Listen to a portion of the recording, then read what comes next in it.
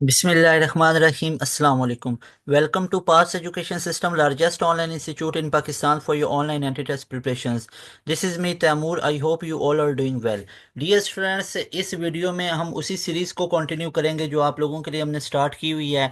इस वीडियो के अंदर, इस लेक्चर के अंदर हम कवर करेंगे इंशाल्लाह अज़्ज़वजल एनईडी का पास पेपर नंबर 9 को। इससे पहले आप लोगों के लिए 8 पास पेपर हम डिस्कस करवा चुके हैं फिजिक्स के। लाजमी तौर पे एक एक पेपर को तैयार करना शुरू कर दें। डेली बेसिस पे एक फिजिक्स का पेपर तैयार करें, एक मैथ का पेपर तैयार करें। इतनी ज़्यादा एफर्ट्स के बाद आप लोगों के लिए ये तमाम चीज़ें लेके आते हैं, तो लाजमी तौर पे इन तमाम लेक्चर्स को खुद भी सुने, आगे भी अपने तमाम फ्रेंड सर्कल के साथ, फ्रेंड कम्युनिटी में शेयर करें, ताकि बाकी भी स्टूडेंट्स का, बाकी भी बच्चों का बहुत ज़्यादा फ़ायदा हो जाए। अब ये सारी एफर्ट्स करना हमारी रिस्पॉन्सिबिलिटी है जो आप लोगों के लिए कर रहे हैं, और आगे इसको शेयर करना ज़्यादा से ज़्यादा आप लोगों की जितनी अकेडमीज़ के ग्रुप्स हैं आप लोग उसमें शेयर करें, अपने तमाम फ्रेंड्स को शेयर करें। आपकी फैमिली में जितने भी एनईडी की तैयारी कर रहे हैं, तो अगर अपने एनईडी का ड्रीम पूरा करना चाहते हैं, एनईडी जैसी यूनिवर्सिटी के अंदर इंजीनियरिंग करना चाहते हैं, गवर्नमेंट सेक्टर की top of the line university NED और मेहरान यूनिवर्सिटी कराची के सिंध के अंदर, सिंध की प्रीमिसेस से अगर आप हैं, तो आपके लिए एनईडी और मेहरान से बेहतर यूनिवर्सिटी का ऑप्शन नहीं है। तो इनको अगर आप चूज करना चाहते हैं, तो आप ये एक एक पेपर को तैयार करें। आपका एनईडी का जो राउंड 1 है वो 24 मई से स्टार्ट हो रहा है। आप लोगों के पास दिन बहुत कम रह गए हैं, ऑलमोस्ट अब आपके पास 1 मंथ भी नहीं बचा हुआ है। तो आप लोग अपनी प्रिपरेशन बहुत तेज कर दें। जैसे हम आपके लिए तमाम चीज़ें लेके आ रहे हैं, मैथ की पूरी सीरीज हमने आप लोगों के लिए लेके आए, जिसमें पास पेपर को सॉल्व करवाया। उसके बाद आप लोग देखें NED English end game by pass education system, end game हमने बनाई हुई है इंग्लिश की, वो लाजमी सुने, उसमें मैंने पूरे पास पेपर करवाए हुए हैं। उसके बाद NED math past paper by pass education system, ऐसे सर्च करें आप लोग, मैथ के पूरे वो आप लोग सुने, उसमें हमने पूरा पूरा पेपर सॉल्व करवाया। इतनी डिटेल के अंदर आपको कंटेंट कहीं पे नजर नहीं आएगा, पास एजुकेशन सिस्टम पे नजर आएगा। इसको लाजमी तौर पे आप लोग खुद भी सुने, आगे भी शेयर करें। मोस्ट इंपॉर्टेंट ये स्टूडेंट्स, अगर आप लोग एनईडी के सारे सब्जेक्ट्स की एक स्केड्यूल में और प्रॉपर वे में तैयारी करना चाहते हैं, तो आपके लिए हमारा स्पेशली डिज़ाइन किया हुआ बैच बहुत ज़्यादा हेल्पफुल है। इस बैच की ब्यूटी ये है कि आपको जस्ट 6,000 में इनरोलमेंट मिलेगी, वन टाइम पे करना है, और 2025 का जब तक एडमिशन नहीं हो जाते आपके, तब तक ये फ़ी वैलिड है आप लोगों की। और इसमें आपका पूरे का पूरा सिलेबस एनईडी राउंड 1 से पहले भी ख़त्म होगा, राउंड 2 से पहले भी ख़त्म होगा, और राउंड 1 राउंड 2 की 100% प्रिपरेशन हो जाएगी। अभी भी अगर कोई स्टूडेंट, ऐसा स्टूडेंट वीडियो देख रहा है जिसको कुछ भी नहीं आता, वो बोर्ड के अंदर बिजी रहा है, वो बाकी अपनी एक्टिविटीज में बिजी रहा है, और अभी उसको होश आई है कि मैंने एनईडी के अंदर जाना है और एनईडी जैसी यूनिवर्सिटी के अंदर इंजीनियरिंग करनी है, तो कोई इशू की बात नहीं, आप हमारे बैच का हिस्सा बने। हमारे बैच में आपकी एक रूटीन बन जाती है। देखिए, हमारे बैच में आपको 100% प्रिपरेशन सारे सब्जेक्ट की तो मिलती ही मिलती है, एक आपकी रूटीन बन जाती है जो बच्चे से खुद से रूटीन नहीं बन पाती है। तो लाजमी तौर पे हमारे बैच का हिस्सा बने, जिसमें एनईडी राउंड 1 2 भी कवर होगा। इसमें आपका मेहरान यूनिवर्सिटी ऑफ इंजीनियरिंग का राउंड 1 2 दोनों कवर होंगे। Dawood university of engineering and technology का आपका एंट्रेंस कवर होगा। एमडी कैट अगर तैयार करना चाहते हैं, उसकी तैयारी आपकी मुकम्मल हो जाएगी।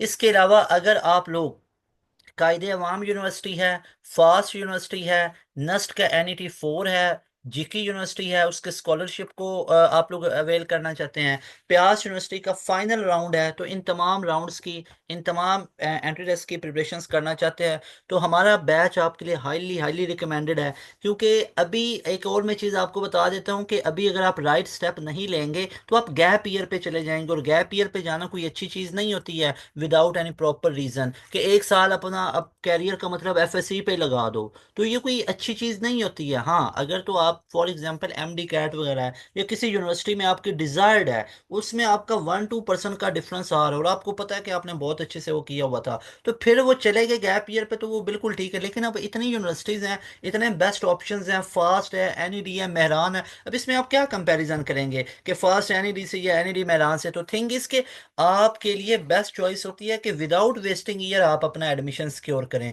तो इसके लिए हमारे बैच का हिस्सा बने, जिसमें आपको फुल एंड फ्लेज प्रिपेयर कर दिया जाएगा इन तमाम यूनिवर्सिटीज़ के कैंडिडेट्स की प्रिपरेशंस के लिए। ऊपर आपको नंबर शो हो रहा है, और यहाँ पे भी ये नंबर मैं ऐड कर देता हूँ, इस नंबर को अभी आप लोग नोट कर लें। इस नंबर को अभी नोट करके आप लोगों ने इस नंबर का स्क्रीनशॉट लेना है, और इस नंबर को सेव करना है पास एजुकेशन सिस्टम के साथ, और इस नंबर पे व्हाट्सएप करें, डिटेल लें, और हमारे बैच का हिस्सा बने। इंशाल्लाह ताला फुल एंड फ्लेज आपकी प्रिपरेशंस करवा दी जाएगी। अब हम आज के लेक्चर को स्टार्ट कर लेते हैं, आज के लेक्चर की तरफ हम मूव करते हैं, जिसमें पहला एमसीक्यूज है हमारे पास, the length of astronomical telescope in normal adjustment is, यानी नॉर्मल एडजस्टमेंट में हमारे पास जो लेंथ ऑफ एस्ट्रोनॉमिकल टेलीस्कोप होती है वो क्या होती है। याद रखिएगा, एस्ट्रोनॉमिकल टेलीस्कोप के अंदर दो तरह के हमारे पास लेंस यूज होते हैं। एक ऑब्जेक्टिव लेंस होता है, एक आई पीस होता है। और जो लेंथ ऑफ एस्ट्रोनॉमिकल टेलीस्कोप होती है ये हमारे पास किसके इक्वल होती है, focal length of objective plus focal length of eyepiece. तो इसकी हमारे पास ये लेंथ जो होती है एस्ट्रोनॉमिकल टेलीस्कोप की, वो focal length of objective lens plus focal length of eyepiece के इक्वल होती है। सो दैट इज वाई हमारे पास right option will be alpha option. उसके बाद डियर स्टूडेंट्स, अगर हम नेक्स्ट मूव करें तो नेक्स्ट हमारे पास ये बड़ा ट्रिकी सा क्वेश्चन है, जरा समझने वाला है। अब इसमें आप लोगों को नजर आ रहा है कि जैसे ए हमारे पास 27। अब एक चीज पहले ये नोटिस करें कि हमारे पास कोई एक हमारे पास एक्स एटम है। अब इस एक्स एटम कह लो या एलिमेंट कह लो, आपको पता ही है एलिमेंट के अंदर एटम्स होते हैं जिनको आइसोटोप्स कहते हैं, और जिस आइसोटोप की ज्यादा अबंडेंस होती है वही पूरा एलिमेंट बन जाता होता है।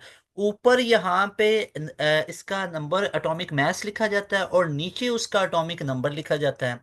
तो अब ऊपर 27 लिखा हुआ है और वो कह रहा है कि वो एक्स की वैल्यू आपने फाइंड आउट करनी है कि ये एक्स है क्या चीज, इसका एटॉमिक मास और एटॉमिक नंबर आपने फाइंड आउट करना है। तो थिंग इसके यहाँ पे इसका 27 क्या लिखा हुआ है, एटॉमिक मास। उसके बाद हीलियम।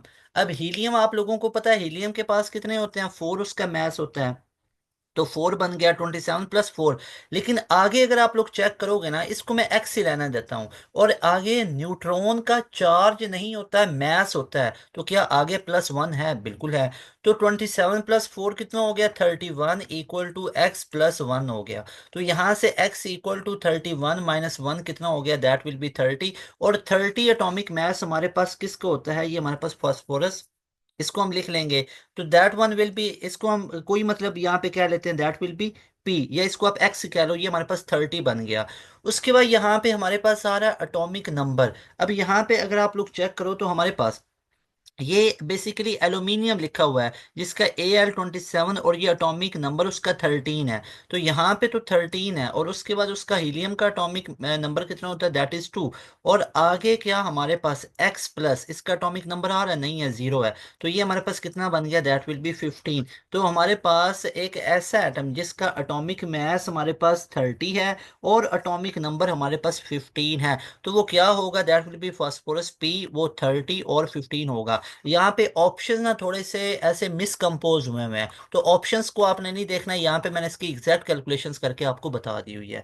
अच्छा जी, उसके बाद यहाँ पे नेक्स्ट मूव करते हैं तो हमारे पास क्या है, नेगेटिव। वैसे इसके अंदर ये जो ऑप्शन हमारे पास बन रहा है ना, that will B beta option. ये बीटा ऑप्शन सही बन रहा है। 15 p और 3n है ना, ये 30 होना चाहिए था। अच्छा जी, उसके बाद है हमारे पास नेगेटिव वेक्टर, यानी -x as compared with vector x has. अब यहाँ पे चेक करें, दो वेक्टर हैं, एक हमारे पास है -x और एक है हमारे पास x। अब इन दोनों में आपको क्या फर्क लग रहा है, क्या सेम मैग्नीट्यूड है, बिल्कुल सेम मैग्नीट्यूड है, अल्फा ऑप्शन ठीक है। क्या सेम डायरेक्शन है, नहीं भाई सेम डायरेक्शन नहीं है। क्या ऑपोजिट डायरेक्शन है, बिल्कुल ऑपोजिट है। तो best option will be both A and C. Next move करते हैं। उसके बाद if a ball thrown from a height, ball fall and strike the ground and bounce back same height. अगर ये वो बाउंस बैक हो जाती है सेम हाइट पे, तो इसको हम क्या बोलते हैं, तो इसको हम बोलते हैं परफेक्टली इलास्टिक। कि एक बॉल को एक हाइट से फेंका, उसी हाइट तक दोबारा से वापस चला गया, तो that is perfectly elastic collision. उसके बाद नेक्स्ट वन इज हमारे पास the least distance of distinct vision is 25 centimetre. यानी हमारे पास जो least distance of distinct vision D की वैल्यू है, वो हमारे पास की, इसको मैं ऊपर लिख भी देता हूँ, that is value of D. वो 25 है, 25 सेंटीमीटर पे क्लियर देख सकते हैं। फोकल लेंथ कितनी आ रही है, दैट इज 5 सेंटीमीटर, एफ क्या लिया। अब वो कह रहे सिंपल माइक्रोस्कोप की मैग्नीफाइंग पावर बताएं। अब आपको नहीं पता तो मैं बता देता हूँ। सिंपल माइक्रोस्कोप की मैग्नीफाइंग होती है, मैग्निफिकेशन होती है 1 + d/f। अब हमने यहाँ से कैलकुलेट करनी है, तो 1 + d की जगह 25/5। 5 5 × 25, 5 + 1 कितना हो गया, 6 हो गया। सो मैग्निफिकेशन का हमारे पास क्या वैल्यू आएगी, दैट विल बी 6। लेकिन मैग्निफिकेशन का यूनिट नहीं होता है। अब मैग्निफिकेशन या तो लीनियर मैग्निफिकेशन है या एंगुलर, दोनों सेम चीजों में रेशो होती है। जैसे सिंपल मैग्निफिकेशन क्या होती है, ratio of size of image to size of object. Angular क्या होती है, angle subtended by object to angle subject, वो एंगल सबटेंडेड बाई इमेज। तो या आप ऐसे कह सकते हो ना कि जो हमारे पास उस ऑब्जेक्ट का इमेज बन रहा होता है, angle subtended by image to angle subtended by object, तो दोनों सेम चीजों में रेशो आ रही है। यानी हमारे पास वो दोनों सेम चीजों में रेशो है, तो कोई यूनिट नहीं बनता है। उसके बाद नेक्स्ट क्वेश्चन है, the collision between two bodies be elastic if bodies are. अगर बॉडीज की कुलैयन को आप इलास्टिक रखना चाहते हैं तो हमारे पास एक कंडीशन है, और वो कंडीशन क्या होनी चाहिए कि एक तो वो हमारे पास सॉलिड होना चाहिए ऑब्जेक्ट, और दूसरे वो हार्ड होने चाहिए, तब जाके हमारे पास इलास्टिक होती है कुलैयन दो बॉडीज के दरमियान। उसके बाद है as a result of melting of ice the entropy. पहली तो ये बात है, एंट्रोपी कहते किसे हैं? एंट्रोपी कहते हैं डिसऑर्डरनेस को। डिसऑर्डरनेस कहते हैं बिगाड़ को। जितना ज्यादा किसी चीज या किसी सिस्टम में बिगाड़ आएगा उतनी एंट्रोपी ज्यादा होती है। अब देखो, मेल्टिंग ऑफ आइस में आइस पहले एक सॉलिड है, सॉलिड से आप डायरेक्ट कन्वर्ट कर रहे हो उसको लिक्विड के अंदर, तो क्या डिसऑर्डरनेस आ रहा है? बिल्कुल आ रहा है। तो डिसऑर्डरनेस आ रहा है तो एंट्रोपी क्या होगी? बढ़ेगी। So alpha option will be right option. और उसके बाद कहीं पे एनर्जी भी बढ़ जाए, सिस्टम में हीट बढ़ जाए, उससे भी एंट्रोपी बढ़ जाती होती है। उसके बाद है magnifying power of compound microscope. सीधा सा फार्मूला आ गया, उसके मैग्निफिकेशन बता दो तो वो याद रख लो। हमारे पास मैग्निफिकेशन ऑफ कंपाउंड माइक्रोस्कोप होता है एल अपॉन एफ ओ, यानी ऑब्जेक्टिव की focal length into one plus जो हमारे पास least distance of distinct vision upon में ऑब्जेक्टिव लेंस की फोकल लेंथ। और ये हमारे पास कहाँ पे नजर आ रहा है? That is in alpha option. So that is why alpha option will be the best option. उसके बाद डियर स्टूडेंट्स, नेक्स्ट क्वेश्चन है the horizontal range of projectile motion at a certain place depends upon, यानी horizontal range की बात हो रही है।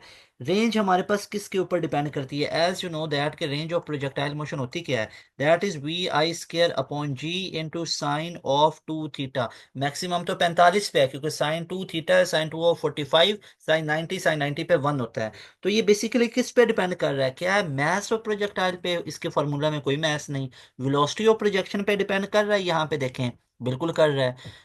Range of projection पे भी डिपेंड कर रहा है, यहाँ पे चेक करें रेंज ऑफ प्रोजेक्शन पे कैसे कर रहा है। उसके बाद आता है एंगल, एंगल पे भी कर रहा है। उसके बाद वेलोसिटी पे भी कर रहा है। तो डेल्टा ऑप्शन है, दोनों चीजों को क्लियर किया हुआ है, चेक कर लो।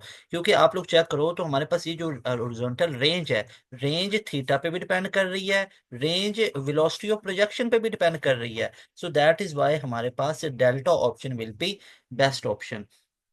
उसके बाद हमारे पास नेक्स्ट क्वेश्चन है, to improve the jumping record a long jumper should. अब देखो ना, जंपिंग रिकॉर्ड के अंदर जो लॉन्ग जंपर होता है उसको किस पे जंप करना चाहिए?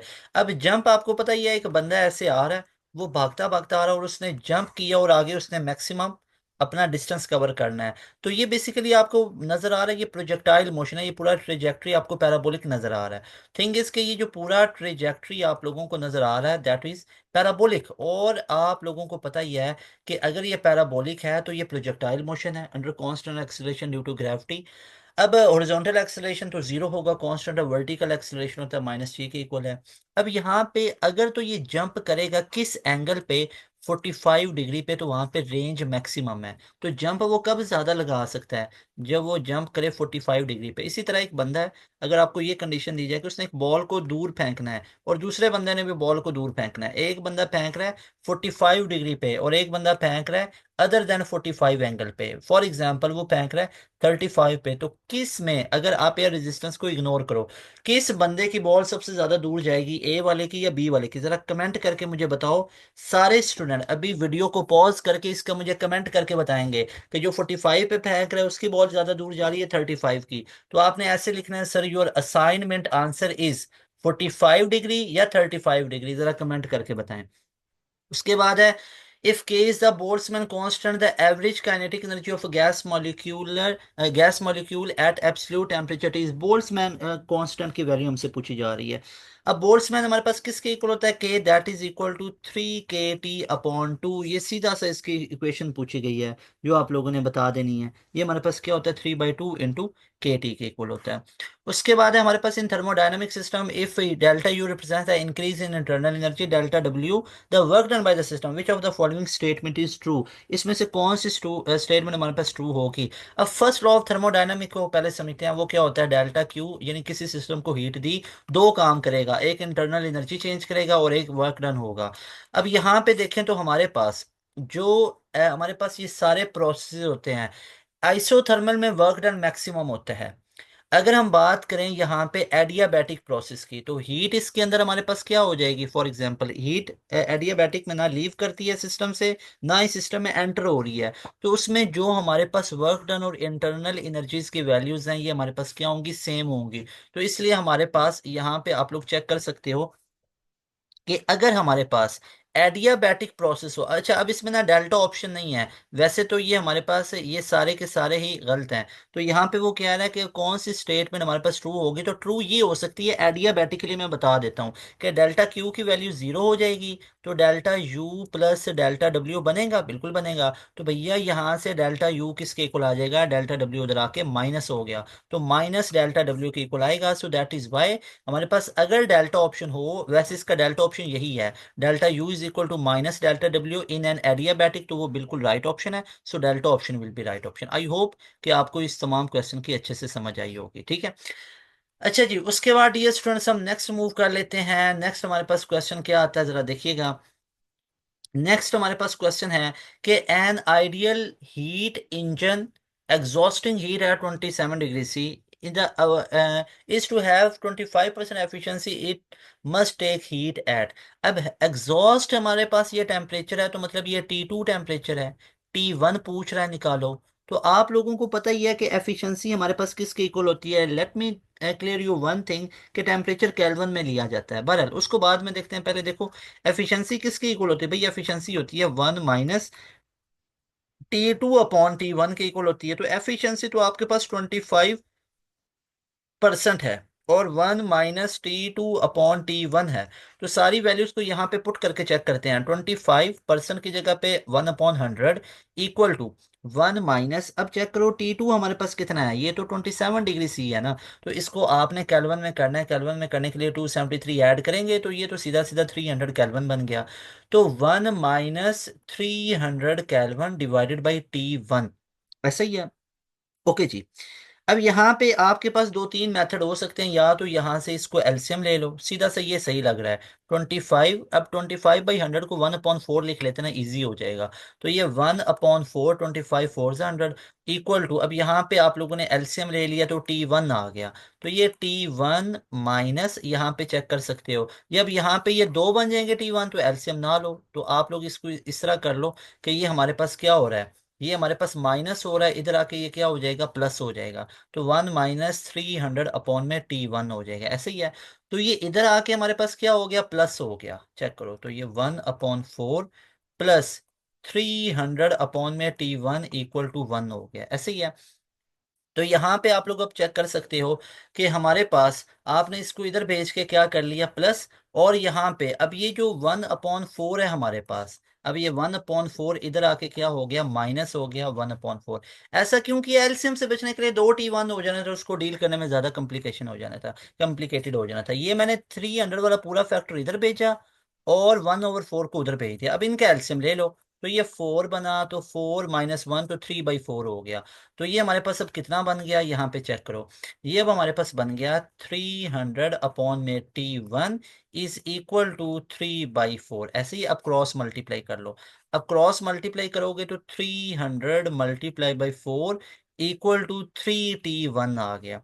तो T1 हमारे पास कितना आ गया, 300 × 4 डिवाइडेड बाई 3। तो 3 10 0 आ गया तो 400। तो T1 की वैल्यू कितनी आ गई, 400 आ गई। तो यहाँ पे मुझे ये बताओ 400 की वैल्यू किस में आएगी, केल्विन में आएगी। लेकिन आप लोगों को तो डिग्री सेंटीग्रेड में आंसर दिए हुए हैं, तो आपने 400 में से 273 को माइनस करना है, तो कितना बचेगा, 127 डिग्री सी बचेगा। So that is why alpha option is the best option, right option. उसके बाद हमारे पास नेक्स्ट क्वेश्चन है, if magnitude of charge is double and the distance between them is half, the force will become. Force की value हमारे पास कितनी हो जाएगी, सीधी सी बात है, कूलम फोर्स को आप लोग अप्लाई करो। तो भैया कूलम फोर्स हमारे पास क्या होता है, F is equal to K Q1 Q2 upon में R स्क्वायर।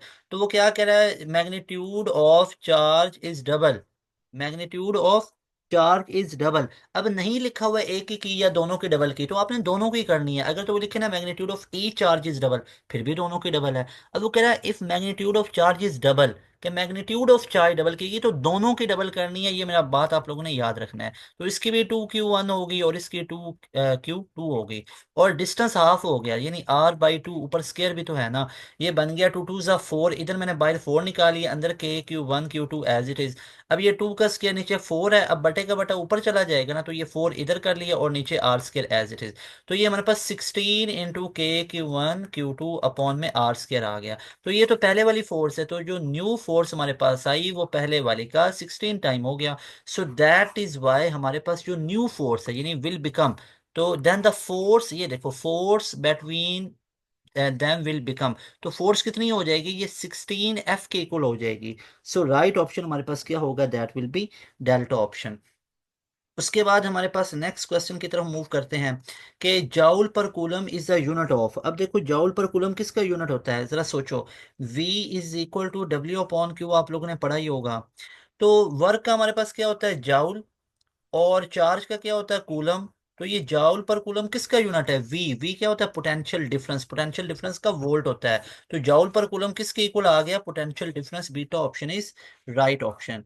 उसके बाद हमारे पास आ जाता है n is equal to n not e minus lambda t. तो लैम्डा बेसिकली डिके कांस्टेंट हमारे पास होता है, तो लैम्डा को हम क्या बोलते होते हैं, दैट इज डिके कांस्टेंट। तो यहाँ पे हमारे पास beta option will be right option. हर एक एलिमेंट का डिके कांस्टेंट अलग अलग होता है, डिके होने का टाइम, कि वो उसका डिके कांस्टेंट, कि वो कितने टाइम में कितना डिके हो रहा है, हर एक एलिमेंट का अलग अलग होता है। और किसी एक एलिमेंट को कंप्लीट डिके होने के लिए इनफाइनाइट टाइम चाहिए। तो एमसीक्यूज अगर आपसे पूछा जाए कि जब से अर्थ बनी है, केम इनटू बीइंग, तब से कोई एलिमेंट पाया गया क्या, अभी चांसेस हैं कि अभी तक पाया जाएगा, यस। उसकी पॉसिबिलिटी अभी भी होगी, बहुत कम होगी उसके ट्रेसेस, लेकिन होंगे जरूर, क्योंकि किसी भी एक एलिमेंट को कंप्लीट डिके होने के लिए इनफाइनाइट टाइम चाहिए होता है, क्योंकि वो हाफ का हाफ होता है, फिर हाफ का हाफ होता है, तो कंप्लीट तो डिके होता ही नहीं है।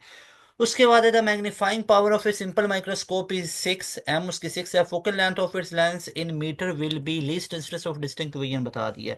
अब यहाँ पे कीवर्ड आपके पास सिंपल एक है, वो है सिंपल माइक्रोस्कोप। कीवर्ड ये है सिंपल माइक्रोस्कोप की मैग्नीफाइंग पावर, तो आपके माइंड में फौरन क्लिक करना चाहिए, अभी बताया भी था। Magnifying power of simple microscope होता है 1 + D/F। मैग्नीफाइंग पावर तो दे दी 6 है, 1 + लीस्ट डिस्टेंस ऑफ डिस्टिंक्ट ये ना भी दे तो आपको पता होना चाहिए 25 है। एफ आप लोगों ने मीटर में निकालनी है। ओके जी। तो यहाँ पे आप लोग चेक कर सकते हो कि ये हमारे पास 1 इधर आके क्या हो जाएगा, माइनस हो जाएगा। तो ये 25/F इक्वल टू ये हमारे पास 5 हो गया। अब F को इधर भेजो और ये हमारे पास कितना बन गया, 25/5, तो F हमारे पास किसके इक्वल आ गया, 5। अब आपको कैसे पता चला कि ये F सेंटीमीटर में निकला, चेक करो, आपने D किस में पुट किया हुआ है, सेंटीमीटर।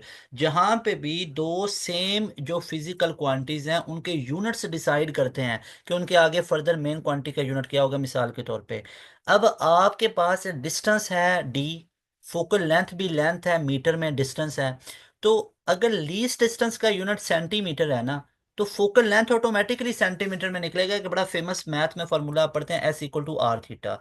अब आप लोग फॉर एग्जांपल एस को निकालते हो, आर इधर आपने पुट किया हुआ है फॉर एग्जांपल सेंटीमीटर में, तो एस ऑटोमेटिकली सेंटीमीटर में निकलेगा ना। तो अब एफ की वैल्यू सेंटीमीटर में निकली है, इसको मीटर में करने के लिए अब आपको पता है 1 centimetre contains 1 metre contains 100 centimetre. तो सेंटीमीटर छोटा बड़े यूनिट में जाएगा तो डिवाइड होता है। तो 5/100 कितना हो जाता है, that is 0.05। So right option will be alpha option. Alpha option is right option. Okay जी।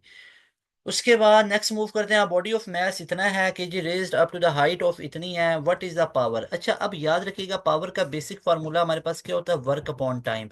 अब बॉडी को जब रेज किया गया तो वर्क किस में कन्वर्ट हो गया, mgh के इक्वल, क्योंकि वर्क होता है F.D। एफ की जगह mg, डी की जगह डिस्टेंस की जगह हाइट पुट कर दी, और नीचे टाइम का टाइम आ गया। अब यहाँ पे चेक करें तो इसका मैथ्स वगैरह सारी वैल्यूज को पुट करेंगे, तो मैथ्स हमारे पास उस बॉडी का कितना गिवन है, दैट इज 2.05 इंटू 10⁻⁴ kg, बिल्कुल ऐसे यूनिट है। जी का वैल्यू यहाँ पे पुट करेंगे, कन्वेंशन के लिए मैं 10 पुट कर रहा हूँ। उसके बाद एच हमारे पास कितना है, यहाँ पे 20 मीटर एसआई में है, तो बिल्कुल ठीक है 20 पुट कर दिया।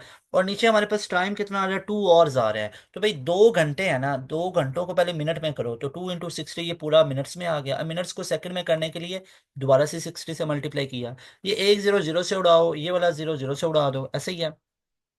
आइए 2 2 से उड़ा दो, तो 6 × 6 36 नीचे बचता है। तो ऊपर हमारे पास क्या बचा, 2.05, और नीचे क्या बचा, 3 × 3 36, और मल्टीप्लाई बाय 10⁻⁴ हो गया। यहाँ पे तो एग्री करते हैं आप लोग। अच्छा अब यहाँ पे चेक कीजिएगा, हमारे पास ये इसके पॉइंट खत्म करेंगे तो 2 जीरो नीचे आ जाते हैं। अब चेक करो हमारे पास क्या बनेगा, 205/3600 बनता है, ऐसे ही है। अब यहाँ पे लाजमी बात है, हमारे पास साथ मल्टीप्लाई बाय 10⁻⁴ भी तो है, तो ये पॉइंट पॉइंट तो आएगा ही आएगा, और एक जीरो लग गई।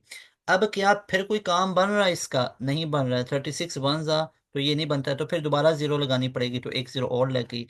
अब चेक करो, ये 3600 है और ये हमारे पास 20 के करीब करीब आ रहा है। तो क्या अब हम 36 को 5 से अगर मल्टीप्लाई कुछ करें तो उसके करीब करीब हमारे पास ये कुछ बनता है। ठीक है, तो ये हमारे पास ऑलमोस्ट किसके करीब बनेगा, जैसे फॉर एग्जांपल आप इसको ऐसे डील कर लो कि ये हमारे पास कितना है, दैट इज ये हमारे पास 6 इंटू 6 कितना बन गया, दैट इज 36। यहाँ पे ये हमारे पास क्या बनेगा, 6 इंटू 6, दैट विल बी 36। ऐसे ही है। तो ये हमारे पास, अब ये पॉइंट खत्म किया, दो जीरो नीचे हमारे पास लग गई। तो यहाँ पे अब चेक करो ये पॉइंट, अब हमारे पास ये टोटल किसके इक्वल आ रहा है, ये टोटल हमारे पास आ रहा है 20,500। अगर आप इसको डिवाइड करके देखो 20,500 को, अगर आप डिवाइड करो 3600 पे, तो ऑलमोस्ट हमारे पास ये आता है फॉर एग्जाम्पल 5 पॉइंट, ये .0 और 569 के इक्वल आता है। और आगे हमारे पास मल्टीप्लाई बाय 10+4 भी तो आ रहा है ना। जब ये इसको अप्लाई करेंगे तो ये टोटल कितना बन जाएगा हमारे पास, दैट विल बिकम, यहाँ पे ये हमारे पास टोटल बन जाएगा 569.44। ठीक है, तो हमारे पास राइट ऑप्शन इसका क्या बनेगा, that will B beta option. So beta option is right option. सिर्फ इस पूरे क्वेश्चन के अंदर लॉजिक सिर्फ कैलकुलेशंस की थी, तो ये आपको कैलकुलेटर के बगैर इनको कैलकुलेट करना आना चाहिए। उसके बाद नेक्स्ट क्वेश्चन है, crane of mass 60 kg moves up with a velocity of 5 metre पर second, what is the velocity. याद रखिएगा, पावर हमारे पास बेसिकली क्या होती है, power is equal to work upon time. अब वर्क किसके इक्वल होता है, F dot D upon time. अब डिस्प्लेसमेंट अपॉन टाइम किसके इक्वल होता है, वेलोसिटी के। तो क्या पावर एफ डॉट वी बना। अब यहाँ पे देखो, आप लोगों को क्या निकालना है, पावर निकालनी है। फोर्स कितनी गिवन है, यहाँ पे चेक करो, फोर्स तो नहीं है। तो अब फोर्स की जगह पे आप लोग क्या पुट कर सकते हो, यहाँ पे एम ए पुट कर सकते हैं। तो यहाँ पे चेक करें तो हमारे पास जो मैस है, यहाँ पे a crane of mass 60 kg moves up, तो यहाँ पे एम जी बना, मैस की जगह 60, जी की जगह पे 10 पुट किया, वेलोसिटी 5 की पुट की। तो ये 600 इंटू 5 हमारे पास कितना बन जाएगा, तो ये हमारे पास ऑलमोस्ट कितना बनेगा, 600 मल्टीप्लाई बाई 5। तो ये हमारे पास 50,05630। तो ये हमारे पास 3000 वॉट बना, क्योंकि पावर कैसे वॉट होता है। लेकिन यहाँ पे क्या बनेगा, 3 किलो वॉट बनेगा, क्योंकि 3000 वॉट को क्या लिख सकते हैं, 3 kilowatt. So C option is right option. उसके बाद है, टू कैपेसिटेंस 4 माइक्रोफेरिड की, एक 6 माइक्रोफेरिड की are connected in series at a potential difference of 500 volt. तो आपने चार्ज निकालना है, सीधी सी बात है, चार्ज का फॉर्मूला क्या होगा, charge will be equal to q is equal to C V. लेकिन यहाँ पे अब हमारे पास सी की वैल्यू नहीं गिवन है इक्विवेलेंस की, वो निकालते हैं, वी कितना पुट करेंगे, मल्टीप्लाई बाई 500। अब आओ जरा सी निकालते हैं। अब आपको पता है, जब दो हमारे पास कैपेसिटर आ जाएं सीरीज में जुड़े हों, तो अगर तो रेजिस्टर होते तो सिंपल ऐड करना था। अब इनको एक तो ये तरीका 1/c equal will be equal to 1/4 plus 1/6 कर लो। इसका हमारे पास एलसीएम 24, तो ये 6 + 4, तो 10/24 आया। या इसका सी इक्वलेंस किसके इक्वल आ गया, 24/10, जिसको मैं क्या लिख सकता हूँ, ये मैं लिख सकता हूँ 12/5 लिख सकता हूँ। ठीक है, या तो आप इसको ऐसे निकाल लो, एक तो ये इसका तरीकाकार आ सकता है, या हमारे पास इसका ये तरीकाकार आ सकता है कि आप अगर दो हमारे पास क्या आ जाएं, अलग अलग आ जाएं, ठीक है, और हों वो सीरीज के अंदर, तो ऊपर मल्टीप्लाई करें, 6 4 कितना होता है 24, डिवाइड बाई नीचे आपने ऐड करें तो 10 आ गया, 24/10 कितना बनता है, 2 12 = 24, 2 5 तो 12/5 इसमें भी बना। तो यहाँ पे चेक कर लो, सी की जगह 12/5 पुट किया। अब ये 500 अब 100 को 12 से आपने मल्टीप्लाई करना है, ये देखो 12 इधर 2002 आ गया, 1001 आ गया। तो ये हमारे पास 1200, हमारे पास चार्ज निकाला, तो चार्ज का यूनिट कूलम आता है। तो 1200 कूलम किधर लिखा हुआ है, अल्फा ऑप्शन में। So that is why alpha option is right option, best option. उसके बाद, two capacitance of 3 microfarad 6 microfarad connected in series across a potential 120 volt, potential difference across 3 microfarad will be. तो यहाँ पे आप लोग check करो, हमारे पास वो पूछ रहा है कि पोटेंशियल डिफरेंस 3 माइक्रोफेरेड के अक्रॉस हमारे पास कितना होगा। तो यहाँ पे अब आप लोगों ने याद रखना है, हमारे पास Q is equal to C V एक रिलेशन होता है। तो V आप लोगों ने निकालना है Q अपॉन C के फार्मूला से। तो सबसे पहले अब यहाँ पे हम ये चेक कर लेते हैं कि इक्विवेलेंट हमारे पास कितनी होगी, और चार्ज हमारे पास क्या गिवन है यहाँ पे, चार्ज, चार्ज भी नहीं है। तो सबसे पहले हम क्या कर लेते हैं, इक्विवेलेंस को निकाल लेते हैं। Q is equal to C V होता है ना हमारे पास, तो फिर वी को निकालेंगे। तो सबसे पहले तो हम चार्ज को निकाल लेंगे। तो सी इक्विवेलेंस कैसे निकलेगा, 1/c विल बी 1/3 प्लस 1/6। तो एलसीएम कितना आ गया, 18 आ गया। तो ये 6 + 3, तो 9/18, तो 18/9 निकला है। तो सी इक्विवेलेंस कितना निकला है, 2 निकला है माइक्रोफेरेड। Got it. तो ये 2 माइक्रोफेरेड हमारे पास कैपेसिटेंस निकल आई। उसके बाद वोल्टेज कितना हमारे पास 120 का है। तो भाई ये टोटल कितना चार्ज बना, 2 कैपेसिटेंस है, वोल्टेज 120 का है, तो ये बन गया 240 कूलम का चार्ज। अब ये यहाँ पे पुट करें, चार्ज हमारे पास 240, कैपेसिटेंस आपने कितनी निकाली, कैपेसिटेंस आप लोगों ने यहाँ पे निकाली वो 3। अब उसने कैपेसिटेंस कौन सी हमने यहाँ पे पुट करनी है, जिसके अक्रॉस उसने पूछा हुआ है। तो 240 डिवाइडेड बाई 3 आ गया ना हमारे पास। तो ये 3 8 और 0 आ गए, तो 80 वोल्ट आएगा 3 के अक्रॉस। 3 माइक्रोफैरेड के क्रॉस वोल्टेज कितना आएगा, 80 वोल्ट आएगा। लेकिन यहाँ पे एक और चीज मैं आपको बताऊं, सीरीज के अंदर वोल्टेज डिवाइड होता है। अगर यही वो पूछता ना कि 3 माइक्रोफैरेड 6 माइक्रोफैरेड पैरेलल में है, तो पैरेलल में जितना वोल्टेज होता है उतना ही आना था। पैरेलल में वोल्टेज सेम रहता है, सीरीज में चार्ज और करंट सेम होता है। उसके बाद है 3 capacitor of capacitor 2 microfarad connected in parallel their equivalence will be. अब पैरेलल में तो आपको पता है सिंपल ऐड कर दिया जाता है। तो ये 2 माइक्रोफैरेड ईच है, तो 2 + 2 + 2 कितना हो गया, 6 microfarad. So that is why C option will be right option, क्योंकि ये हमारे पास सी इक्विवेलेंस किसके इक्वल बनेगा, दैट विल बी 2 + 2 + 2 माइक्रोफैरेड। तो टोटल कितना बन गया, 6 माइक्रोफैरेड। उसके बाद जनाब नेक्स्ट मूव करें तो क्वेश्चन है, if a charge of 180 coulomb flows through a cross sectional area of a conductor in 1 minute, the current flowing through it will be, current कितना हमारे पास होगा। अब आपको पता ही है I is equal to rate of change of current होता है। तो चार्ज हमारे पास कितना है, 180 कूलम का, टाइम कितना दे रहा है, 1 मिनट। 1 मिनट का मतलब होता है 60, 63 = 180 होता है, आप सबको इतना तो पता ही होगा। तो हमारे पास करंट कितना आ गया, that is 3 ampere. So beta option is right option. उसके बाद था, if three resistors R1 R2 R3 are connected in parallel such that R1 greater than R2 greater than R3, then the equivalent resistance will be.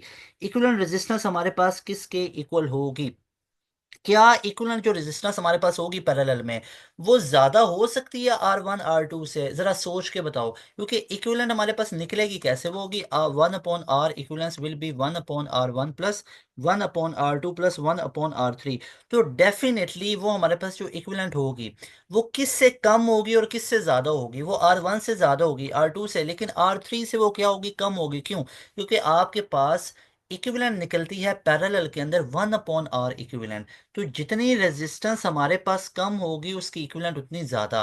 तो यहाँ पे अब सबसे कम equivalent किसकी है, वो आप चेक करो। ये हमारे पास R3, इसकी रेजिस्टेंस कम है, इसकी रेजिस्टेंस कम है। तो जो आर इक्विवेलेंट हमारे पास निकलेगी वो क्या होगी, वो लेस देन R3 होगी, और ग्रेटर देन R1 और R2 होगी। क्यों, क्योंकि इनकी रेजिस्टेंसेस ज्यादा हैं। तो ये हमें कैसे पता चला, ये मैं आपको क्लियर कट बता रहा हूँ कि पैरेलल के अंदर जो इक्विवेलेंट निकालते हैं वो ऐसे निकलती है, 1/R इक्विवेलेंट इक्वल टू। तो ये 1/R इक्विवेलेंट निकलती है कि जितनी रेजिस्टेंस ज्यादा होगी उसकी इक्विवेलेंट कम हो जाती है। किस केस में, पैरेलल में। तो सबसे ज्यादा रेजिस्टेंस की इक्विवेलेंट कम, और सबसे कम इक्विवेलेंट की इक्विवेलेंट सबसे ज्यादा होगी। तो यहाँ पे अब हमारे पास से रेजिस्टेंस सबसे कम R3 की है, तो इसकी इक्विवेलेंट हमारे पास क्या हो जाएगी, ज्यादा। तो इसलिए जो भी वो इक्विवेलेंट हमारे पास होगी वो लेस देन R3 होगी। So that is why C option will be right option. ये पैरेलल के बेसिक कॉम्बिनेशन का क्वेश्चन है। उसके बाद हमारे पास यूनिट ऑफ रेजिस्टिविटी, हमारे पास क्या होता है, रेजिस्टिविटी का यूनिट हमारे पास ओम मीटर होता है। सो दैट इज वाई हमारे पास C option is right option. Resistivity हमारे पास क्या होता है, कंडक्टिविटी। अगर रेजिस्टिविटी हमारे पास होता है ना, रो, जो कि मटेरियल की नेचर को बताता है, उसके ऊपर डिपेंड करता है। जैसे R is equal row L/A होता है, तो रो हमारे पास ये रेजिस्टिविटी होती है, जिसको हम अल्फा कहते हैं। ये हमारे पास क्या बन जाता है, रो जिसको हम कहते हैं, तो ये RA/L हो जाता है। तो ये रो बेसिकली रेजिस्टिविटी होती है, जो कि नेचर ऑफ मटेरियल होती है, डायमेंशन पे डिपेंड नहीं करती है, मटेरियल पे और टेम्परेचर्स पे डिपेंड करती है। तो ये हमारे पास थे आज का पेपर, जिसमें मैक्सिमम हमारी ज़्यादा कैलकुलेशंस वाले ही थे। आई होप कि आपने आज का लेक्चर एंजॉय किया होगा, जिसमें आज हमने पास पेपर नंबर 9 को डिस्कस किया है। आई होप आप लोगों को तमाम क्वेश्चन बड़ी डिटेल में क्लियर हुए होंगे। मोस्ट इंपॉर्टेंट डियर स्टूडेंट्स, अगर आप लोग एनईडी की मुकम्मल तैयारी करना चाहते हैं तो लाजमी तौर पे हमारे बैच का हिस्सा बने। कहीं पे भी आपको 50-60,000 पे करने की जरूरत नहीं है। हाँ, कई इंस्टीट्यूट्स अच्छा भी आपको काम करवाएंगे, नो डाउट, लेकिन आप लोगों का टाइम ज़्यादा कीमती है आपके पैसे से भी। कि आप लोगों को 60,000, नो डाउट आप में से कई फाइनेंशियली स्टेबल हैं, वो पे कर लेंगे। कई बच्चे जो नहीं पे कर सकते हैं, गाँव के इधर आसपास के एरियाज़ के, तो लाजमी तौर पर आप हमारे बैच का हिस्सा बने। और मज़े की बात इसमें यह है कि घर बैठे आप इन तमाम चीज़ों को पढ़ सकेंगे। और रिकॉर्डेड लेक्चर्स आपको साथ साथ मिलेंगे, यानी पूरी रिकॉर्डिंग्स आपको मिलेंगी। लाइव क्लास जो भी आप सुनते हो अकेडमीज वगैरह में, अब देखो ना, अब वो चीज़ें चेंज हो चुकी हुई हैं। अब आपको ज़्यादा फैसिलिटेट किया जा रहा है। पास एजुकेशन सिस्टम ने आपको ये पूरी फैसिलिटी प्रोवाइड की है। घर बैठे हर एंट्री टेस्ट की तैयारी करो और साथ साथ रिकॉर्डिंग भी मिल जाएगी। मिसाल के तौर पे आज आपने एक अकेडमी में लेक्चर पढ़ा, वो आपको रिकॉर्डेड फॉर्मेट पे नहीं मिलता है, वो चीज़ें भूल जाती हैं। तो हमारे ऑनलाइन के अंदर आपको रिकॉर्डिंग साथ साथ मिलती जाएगी ना, कि जब चाहा उसको सुन लिया, पूरा रिकॉर्डेड सेशन मिलेगा। तो लाजमी तौर पे हमारे प्रीमियम बैच का हिस्सा बने आप लोग, जिसकी फी है जस्ट 6,000। ऐसा नहीं है कि जिस तरह हर महीने आपको पे करना पड़ता है, इधर आपको सिर्फ एक दफ़ा पे करना पड़ना है। तो लाजमी तौर पे हमारे बैच का हिस्सा बने और आगे अपने फ्रेंड्स को भी बताएं, आप लोग ज्वाइन करें। और अपने फ्रेंड्स को भी बताएं कि इस तरह करके मिलके ज्वाइन करते हैं। आपको पता चलेगा कि किस लेवल की आपकी तैयारी हो रही है। थोड़ा सा आपको बता देता हूँ कि आपने जैसे ही 6,000 पे करना है, आप लोग ये इजी पैसा जैज कैश करें, इस नंबर पे आप लोग व्हाट्सएप करें, आपको डिटेल मिल जाएगी कि कैसे how to pay. One time pay करना है, उसके बाद आपको पूरे का पूरा recorded session as a gift मिल जाएगा। आते ही आपको 1-2 घंटे में गिफ्ट मिल जाएगा। उसके बाद मेन हमारा फीचर होता है डेली लाइव क्लासेस का। डेली लाइव क्लासेस होती हैं जिसमें आपके सारे सब्जेक्ट्स कवर होंगे। हर सब्जेक्ट का एक्सपर्ट बंदा आपको करवाएगा। और आप लोगों को ओरिजिनल एनईडी के पास पेपर लाइव क्लास में करवाए जाएंगे हमारे बैच के अंदर। उसके बाद तमाम वर्कशीट वगैरह, प्रैक्टिस मटेरियल, तमाम की तमाम चीज़ें प्रोवाइड की जाएंगी। उसके बाद आप लोगों का टेस्ट सेशन बड़ा डिटेल में होगा, कंप्रिहेंसिव। और ना सिर्फ एनईडी के राउंड 1 की तैयारी होगी, बल्कि राउंड 2 की भी मुकम्मल तैयारी होगी। पूरा सिलेबस खत्म करवाया जाएगा, सारे सब्जेक्ट्स कवर होंगे।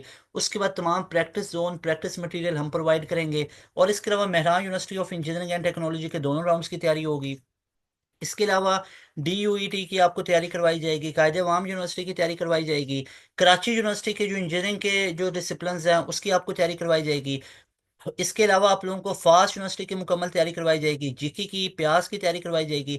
इन तमाम यूनिवर्सिटीज़ में अल्हम्दुलिल्लाह हमारे student top of the line है। ये एनईडी मेहरान अल्हम्दुलिल्लाह ये हमारा अपना घर है, हमें पता है कैसे इनकी तैयारी करवानी है। तो विदाउट वेस्टिंग योर टाइम लाजमी तौर पे हमारे बैच का हिस्सा बने। You people will be so happy by joining our premium batch. मिलेंगे नई वीडियो में। तैमूर हसन को दें इजाज़त। अस्सलाम वालेकुम, अल्लाह हाफिज़, पाकिस्तान जिंदाबाद।